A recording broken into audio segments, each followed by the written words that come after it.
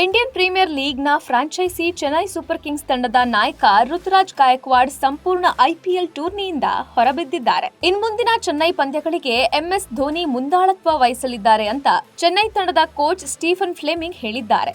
ಋತುರಾಜ್ ಗಾಯಕ್ವಾಡ್ ಮೊಣಕೈ ಮುರಿತದಿಂದಾಗಿ ಇಡೀ ಋತುವಿನಿಂದ ಹೊರಗುಳಿದಿದ್ದಾರೆ.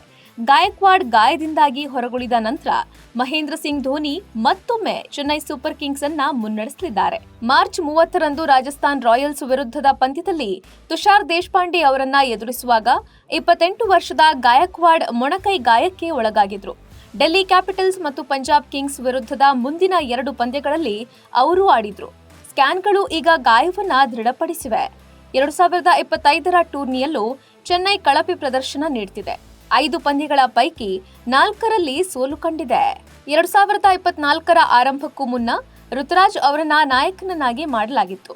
ಧೋನಿ ಮತ್ತು ಗಾಯಕ್ವಾಡ್ ಅವರಲ್ಲದೆ ಸುರೇಶ್ ರೈನಾ ಮತ್ತು ರವೀಂದ್ರ ಜಡೇಜಾ ಕೂಡ ತಂಡವನ್ನ ಮುನ್ನಡೆಸಿದ್ದಾರೆ. ಧೋನಿ ಅನುಪಸ್ಥಿತಿಯಲ್ಲಿ ರೈನಾ ತಂಡವನ್ನ ಮುನ್ನಡೆಸುತ್ತಿದ್ರು. ಆದರೆ ಐಪಿಎಲ್ 2022ರ ಪಂದ್ಯಾವಳಿ ಪ್ರಾರಂಭವಾಗುವ ಸ್ವಲ್ಪ ಮೊದಲು ಜಡೇಜಾ ಅವರನ್ನ ಹೊಸ ನಾಯಕನನ್ನಾಗಿ ಮಾಡಲಾಯಿತು. ಆದಾಗ್ಯೂ ಆ ಋತುವಿನಲ್ಲಿ ತಂಡದ ಪ್ರದರ್ಶನವು ತುಂಬಾ ಕಳಪೆಯಾಗಿತ್ತು. ಋತುವಿನ ಅರ್ಧದಷ್ಟು ಆಟದ ನಂತರ ಧೋನಿ ಮತ್ತೆ ನಾಯಕತ್ವವನ್ನ ವಹಿಸಿಕೊಂಡ್ರು ಮತ್ತು 2023ರಲ್ಲಿ ಅವರು ತಮ್ಮ ನಾಯಕತ್ವದಲ್ಲಿ 5ನೇ ಬಾರಿಗೆ ತಂಡವನ್ನ ಪ್ರಶಸ್ತಿಗೆ ಕೊಂಡೊಯ್ದ್ರು. ಸದ್ಯ ಮತ್ತೊಮ್ಮೆ ಸಿಎಸ್ಕೆ ತಂಡದ ಪಟ್ಟವನ್ನ ಧೋನಿಗೆ ಕೊಡಲಾಗಿದೆ.